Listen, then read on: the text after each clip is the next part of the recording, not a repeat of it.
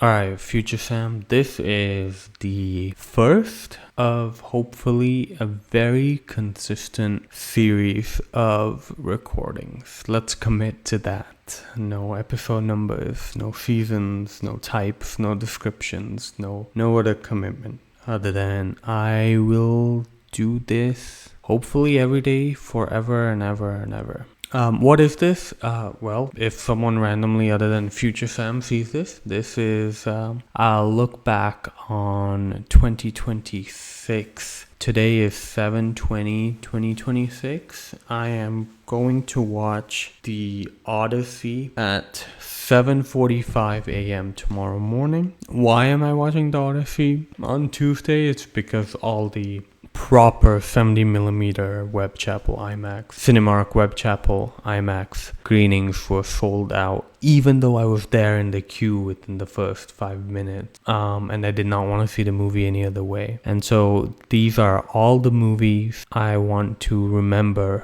before I watch the Odyssey tomorrow, and the chance that the movie just melts my brain and I don't remember anything. Personally, why am I doing this? A couple of reasons. Number one, I want to practice my articulation. I feel like I'm weak a little bit in that area. Number two, I just sense my memory sucking, and I want to be 60 and revisiting this and revisiting just moments in general. And what messed me up was, like, for a second there I forgot Martin Mysteries, and I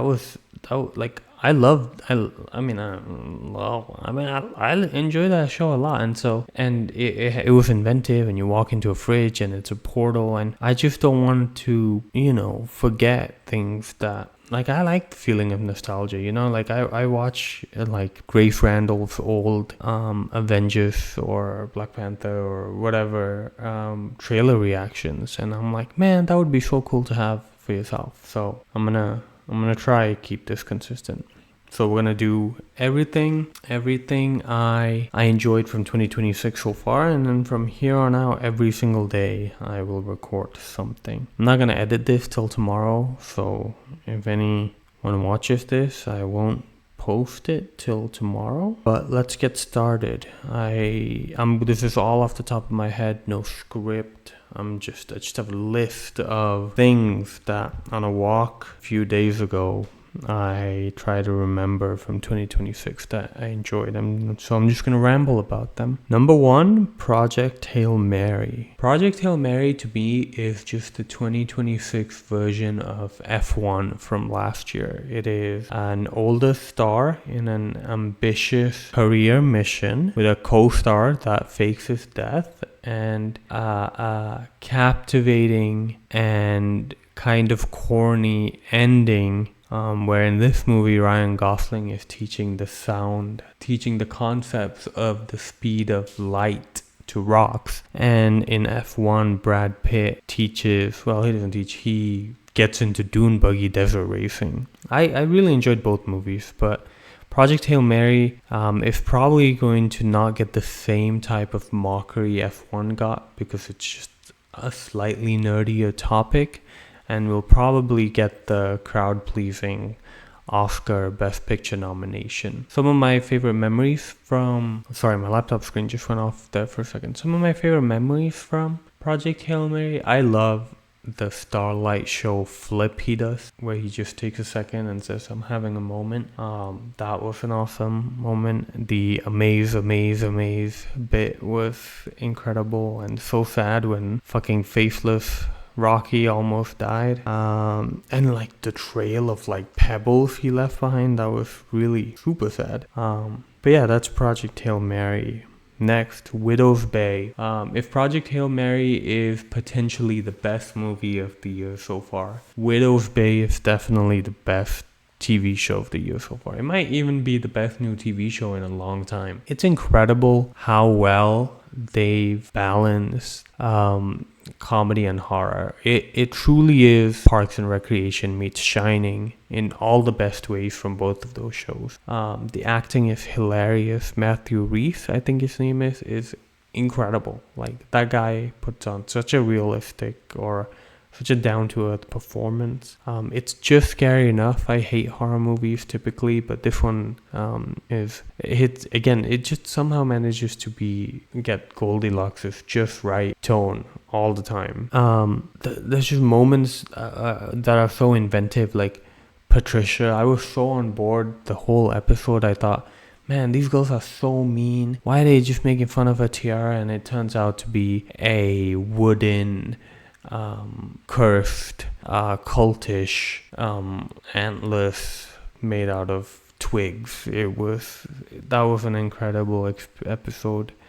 The twist at the end, and that the show does such a great job at, like, it doesn't throw out some bullshit red herrings just to throw you off the tail. It tells its story, and it gives you a little and it gives you a lot, and then at the end it reveals something and you never saw it coming or you didn't expect it, but when you hear it, it's perfect and it's a great twist. And that grandma twist was incredible, and I'm very excited for season 2. And maybe my favorite joke, or at least the joke I remember the most, is during the weather storm, and they need some batteries from the lighthouse, and so he walkies-talkies the guy, and he's like, oh, I'm coming, oh, he's coming, or whatever. And he gets there, and he's driving through the storm, and the guy is already in the underground bunker, and he's in the lighthouse, and so then they're calling each other, and then that was hilarious, because it was such a horror scene, and for something so silly to, like, I mean, that's just the genius of the show, right? Next, we'll talk about 2 movies together, Obsession and Invite. I watched Invite just last week, and I honestly think, and this is crazy to say right now, but I think The Invite might be a slightly better theatrical experience. Like, The Invite was consistently hilarious. Seth Rogen's performance carried that movie. Olivia Wilde was kind of overacting most of it, but throughout the movie, just the writing is so masterful, and you go on these ups and downs and these side comments, and I think the person to the left of me was laughing out loud. The 2 girls next to my wife, Ruby, was like, we were having the same reactions. And I think, yeah, like, consistently, I think The Invite is great theater experience, whereas Obsession, also amazing, not talking down about it at all, but I think Obsession had, maybe a few more higher highs with, like, the no parts, or different moments, or the cat reveal, or the fucking steering wheel smashing. But I think The Invite was just consistently, like, just hilarious and witty and weird and, like, judgment. But Obsession, also amazing. If I didn't watch The Invite, it would be the best theatrical experience of the year so far. But yeah, I loved both those movies. Supergirl, I haven't watched Supergirl, and it's a really sad state of affairs when I am skipping superhero movies. It looks so bland, the reviews are horrible, not that dictates me wanting to watch something or not. It looks very derivative, the action looks bad. I just skipped it. But what I did watch is My Adventures with Superman. I caught up on season 2 and caught up on season 3 now, and I think that is such a great Supergirl story. And it takes till season 3 for the payoff, but somehow Supergirl has become this story about child mind control and brainwashing and the effects of that, and fighting through that to become, like, who you are outside of who you were raised to be. And it was incredible when she visited Bizarro, or this universe's take on Bizarro, and everyone else is like, oh, this weird experiment guy, clone of Superman, and it's a weapon. And she was like, no, there's no way he's designed to be a weapon. Someone designed to be a weapon wouldn't be raised to care about nature and growing plants and living things. And it was like, oh wow, like, what an interesting angle or positioning for Supergirl to have, where she is the kind of hero for kids and hero for not being what your past is, or what your heritage, or what your parents are, and that carves a nice little niche for Supergirl to have in the mythology of superheroes, I guess. Devil Wears Prada, He-Man, and Michael, and Mortal Kombat. I'll talk about all four of them together. Devil Wears Prada, by far the best movie out of the bunch. Emily Blunt is hilarious in that movie. Anne Hathaway is beautiful. Her boyfriend storyline was bland. It was a little fairy tale that, you know, the company got saved by this billionaire divorcee, but it was fun. Usually those kind of sequels don't live up to the hype or live up to expectations, but I really enjoyed this movie. But the reason I put all of those movies, Michael, He-Man, and Mortal Kombat, is they all came out pretty much back to back to back, and I think I really love about myself that I was interested in, but very different reasons, in all of those movies. And shout outs to me. Yeah, I'm a very taste man. Quickly, Michael, I hated Michael. It was so surface level. It was, well, not hate. I disliked Michael. It was very surface level. Like outside, like everyday people like really loved this movie for some reason. But yeah, I just hated it. I just did not like it. It was very surface level. It was kind of creepy how they were almost like positioning him to have an out for some of the accusations. I rather than just skip and focus on his artistry and performance instead, rather than like kind of explain away that he just really cared about sick kids, because you wouldn't be settling lawsuits if there was no fire there, right? I don't know, maybe I'm wrong, I don't know. He was never found guilty, but also the movie, it's just, there's nothing there, like, oh, how did he write these songs? Every single time he just watched it on TV and he was like, oh, I want to do something like that, you know. There's like no kind of human drama element to you know, the behind the scenes. So corny, the LA dance group stuff. But it had one redeeming quality that almost saved the entire movie experience for me, and that was the bad performance with the smoke machine. That was a moment, that silhouette that it cut. And I think, yeah, Jafar Jackson did a great job. No knock on him. It's just, I think it was just a very safe production of that movie. He-Man, Mortal Kombat, just trash. Throw it away, put it in the garbage. The cuts were bad, the editing was bad, everything was bad. He-Man had one redeeming moment that I really liked, which was his transformation on that bridge in the first time he becomes He-Man. That was great, and in a really good movie, I think that just proves there's space for these fantastical movies to be like those anime style power up fantasy moments, like just hype and aura moment. You know, that maybe doesn't make all the much sense, but with the music and the cinematography and the effect, we'll let it slide, you know. We'll let impact frame slide in, and it doesn't have to be super serious or fit the world. Sometimes just break the rules and have a cool moment. Lemonade time.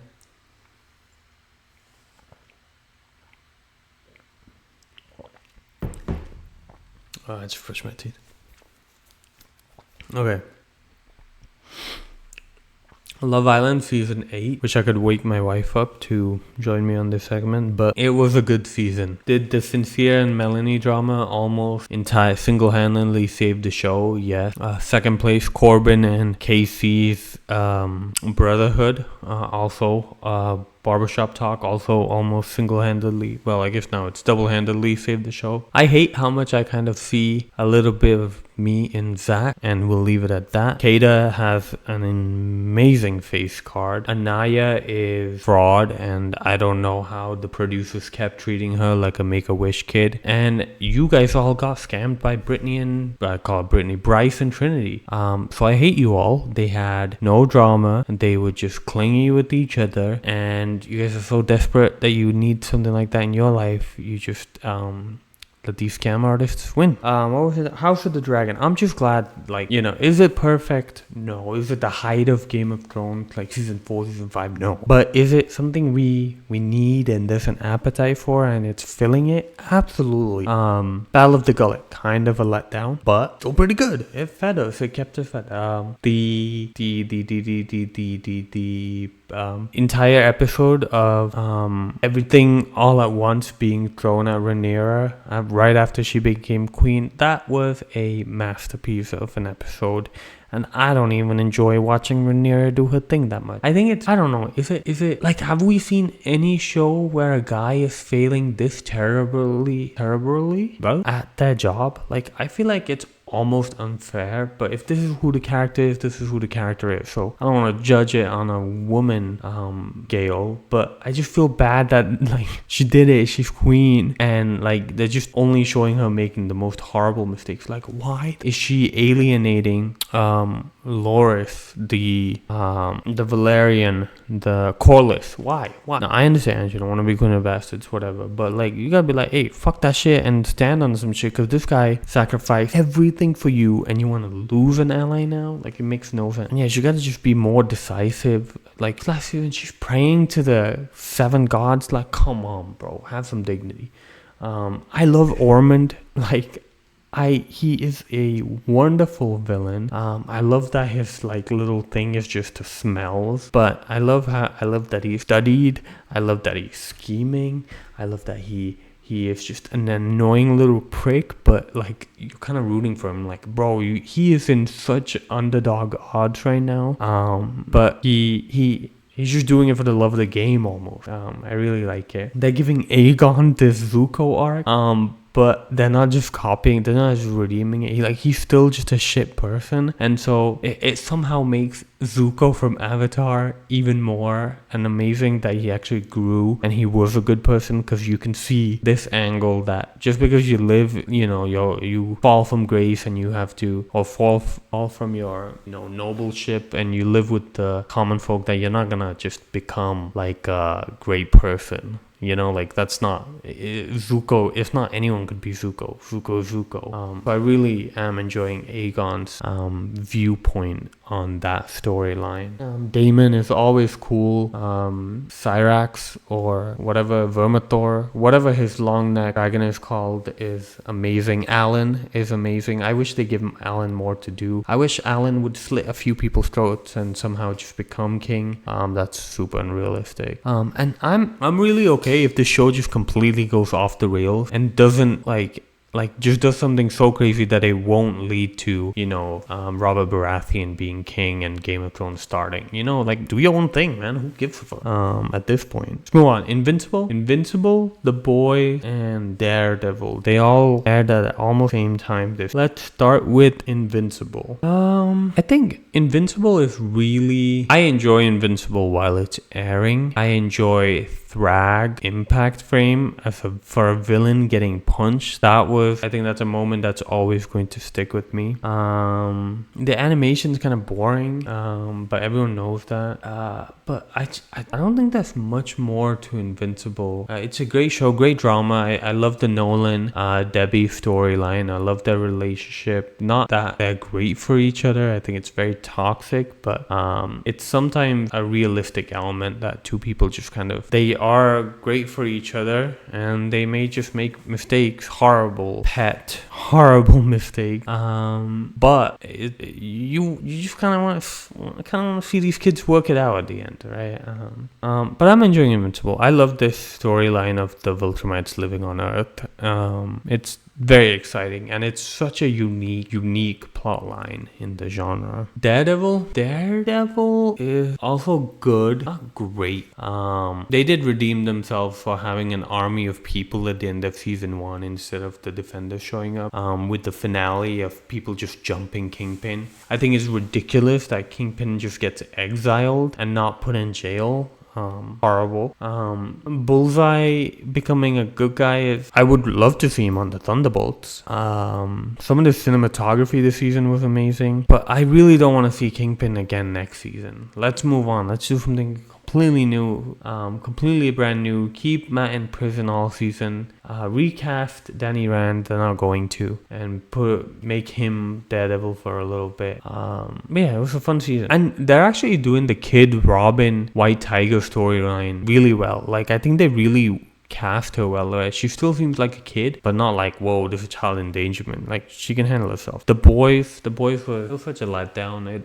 Episode 1 started off great with the A-Train chase. Like, I don't understand, like, why would they have those posters of like Homelander above Earth and Butcher destroying like city blocks or surrounded by destroyed city blocks if it's just like a one room 2-punch fight, you know? It all felt very flat. Nobody gives a fuck about Soldier Boy, and I think I'm just not gonna watch Vought 1 or Vought 0, Vought Rising in protest of how much they wasted the heights of season 3. Like, Herogasm is definitely like pure ranking like top 30 moments, superhero fantasy. Okay, top 30 might be a good. Top 50 moments of all time in superhero fantasy TV media, movie media. It would make it up there because it was just so well set up with Huey and his naked powers, the I-beam off, the disgust, the Soldier Boy being on the not on Homelander's team. It was amazing.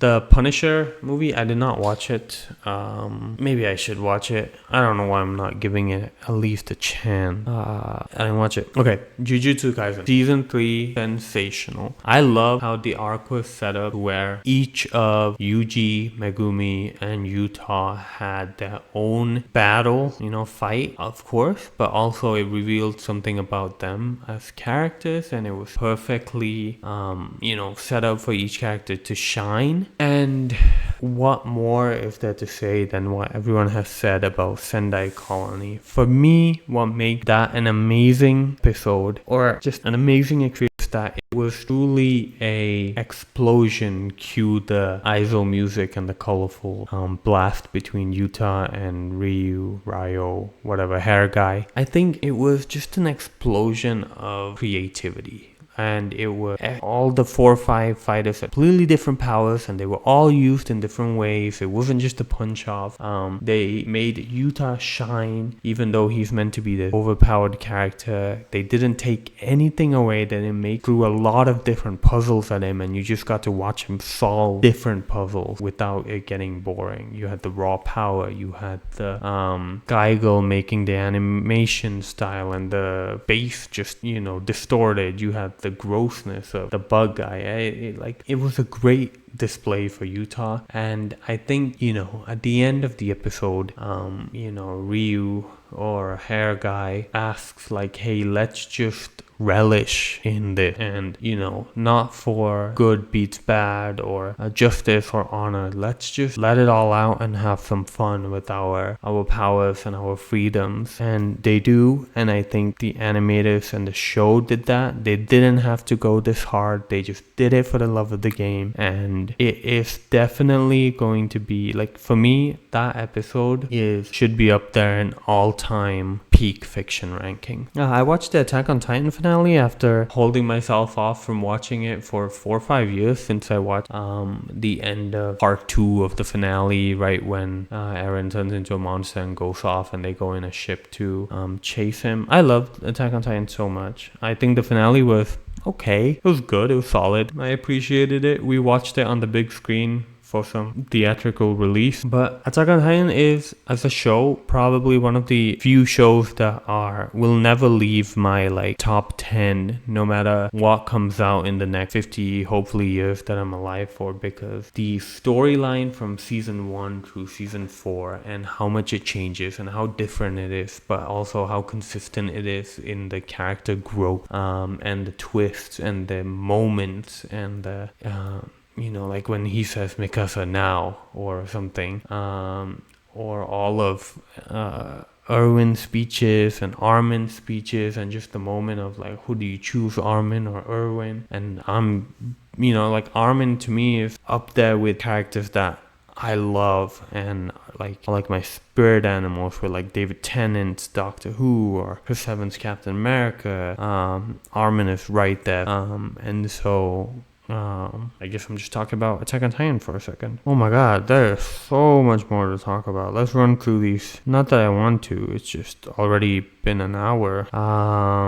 Your Friends and Neighbors, season 1, exceptional. Loved that show. It was unique, interesting second person monologue. Like just watching this hilarious thing unfold of this guy robbing his friends and neighbors. Season 2 jumped the gun a little bit, and then they just randomly killed the guy, and I just don't think they knew where to go with a season 2 of this show. Margot's Got Money Trouble, amazing show. Okay. The next statement I'm going to make does not take away or make fun of or belittle the fact that what's her name? Elle Fanning has an amazing performance. Ron from Parks and Rec, amazing emotional storyline. Real storyline that takes a very complex topic and makes it funny and serious and heartwarming and cares about it with such respect that even if you don't agree with the morality of it all, you're just like, man, I get the situation. It's tough. And I find these characters so endearing. Even Michelle Pfeiffer, great. But my biggest takeaway since watching Predator Badlands and this show is that Elle Fanning has the most surprising ass of all time in all of them. Like, if you watch her in Complete Unknown, you do not think she's got that ass in her. But man, if you just take person and surprise level when you see that butt, Elle Fanning has to be the highest on that list. X-Men 97, it's going okay. Do I care about El Sabineur? No. Is he kind of a bland Apocalypse, kind of boring villain? Yes. They are speeding way too fast through storylines. Not just storylines overall in the season arc, but just within episodes. Like, I was watching the episode where, well, it was a pretty good line where Charles Xavier was like, I know your mom sensed the evil in you and she was right to abandon you. But that episode, like, it's just an example of how fast they're moving. Like, Apocalypse is so upset that Charles Xavier betrayed him, but he says it like they've been lifelong friends and they've known each other for 20 minutes, but the show's just going so fast they just expect you to like just buy into that emotional arc, whereas there could have been like 3 or 4 episodes on a normal show just spent with Magneto, Nightcrawler, Apocalypse just walking through the desert, maybe running into some obstacles, getting to the ship. Then you would understand Apocalypse's sense of betrayal. This was just so immediate. Like, it would make more sense if Apocalypse was a 5-year-old. But yeah, they're going way too fast. Like, the most recent episode, like Wolverine and the X-Team, and you barely know half the characters. Like, you've never seen them before other than in like a movie here or there. Toy Story 5, perfect. I can't perfect for everything, but I loved how it handled technology debate. Like, it could have just easily been like, technology bad, physical wooden toys good, then you'd be like, come on, get with the times, bro. But the idea that just saying that, hey, technology is at its best when it's connecting us to community, and that really is the best stuff about technology, and it's at its worst when it's dividing and just feeding into our base level instincts. I think that was perfect sewing the needle version of that message. I actually think, I actually wrote some notes right after Toy Story 5. I'm gonna just read those. After I watched Toy Story 5 a few weeks ago at this point, maybe a month ago. The message of Toy Story 5 is the most important one for us to hear as a society this moment. Whoa, I was dramatic at that time. Technology is not meant to drain us. Instead, as Jesse exclaims to Lilypad at the end of the movie, technology is meant to connect us. It's not meant to drain all our time and ambition and purpose with quick dopamine and doom scrolling. It's meant to enable us to connect with our curiosities, connect to us our passions, and most importantly, connect us to each other. Deputy Jesse, you're the leader we needed and the only 2028 ticket I'm voting for. Whoa, okay. Alright, Democrats, come up with a better candidate than Jesse, I guess. Sheep Detective, great movie, unexpectedly good. I really like that main actor guy he was also in Succession, I think. I thought he was endearing and funny and stupid and well played for a role like that. Not annoying, did not come off annoying or pitiful. And you know, like sheep die and become clouds. That's something I hope to always remember and lie to my kids about. The fact that they could just make themselves forget was a funny bit. But yeah, very, very, very sweet movie. Lemonade time. Okay. The drama? Oh, I forgot about the drama when we were talking about best theatrical experiences. I think the drama is an exceptional showcase of Zendaya and Robert Pattinson. Their performances were blended, they were real, they were relatable, they were funny, and I think it's a great acting showcase for both of them. The story was hilarious, and it had like hilarious moments throughout. When the photographer was talking about, we'll shoot your grandma, and then we'll shoot your grandpa, and then we'll shoot your mom, and then we'll shoot them together, and then we'll shoot you. And the hard cut that led to that scene was hilarious. Part I'll always remember is Robert Pattinson having like doing things with his wife, and then picturing holding a 13-year-old kid with a gun's hand and being traumatized by that. The fact that he tried to fuck his secretary out of depression and it did not go well at all. And then he, during his wedding speech, is like trying to explain it away. And the ending, I thought the ending was sweet indeed. Crime 101. I like this movie. I think it should have done better than it did. I think, like Chris Hemsworth and Mark Ruffalo, I really liked them in the role, but maybe if it was a head-to-head between more titans of industry, it might have done better, the movie overall. But I really enjoyed that movie. It was so funny, like the guy can only rob that highway. Like he refuses to use a map. He will only go on one road and rob jewelry stores on that road. It was like a pointless, very thrilling, very exciting chase scene in the moment, but it just kind of led nowhere, and you just hit him and left. I gotta stop saying I guess, right? I think. No. But the director of that movie is amazing. And I hope he gets on bigger work that has more cushion in terms of guaranteed success, like some kind of franchise. Because from a directing standpoint, he will deliver. Like some of the choices he made in this movie, whether it's the angles or the tension or the pacing, just phenomenal. I watched The Rip. It was Which One by Drake and Central C is one of my favorite songs this year. I loved the Wonton line. I loved him sampling himself with whoa, whoa, whoa, whoa, whoa. I was floored by watching Fast Car performed by Tracy Chapman at one of the big huge London concerts on YouTube, and that song's been in my playlist forever this year. What's another song I'm really into? I think that's it. That's good for now. Loki, like Choosing Texas, and I Wish I Didn't Know by the girl Ella Langley, I think. That's in my playlist. Alien Earth, I hope that came out this year. Really fun show, really fun experience. I was watching it alone, and the alien noises just like freaked me the fuck out when she started doing them, or when we heard them across the room. It got a little like, like as horror shows do, like when you take away the fence or like the unseen elements and you get to the finale and you finally see the thing moving, like the alien running around. It was kind of like silly, but 90% of the show was really fun to watch. I love the cyborg guy. He was definitely one of my favorites, and like his just mission focus and competence was really shout outs to Rhaenyra Targaryen. The competence was very rewarding to watch. A Knight of the Seven Kingdoms, maybe the second best TV show of the year after Widow's Bay. I was immediately disgusted by the show when they literally shat on the Game of Thrones theme song, and then they redeemed themselves 10 times over with the older Targaryen coming in and stepping up to be a knight. I have Get Up Sir, Get Up as my ringtone. I'm just a sucker for these paragon of good characters: Captain America, Sir Duncan,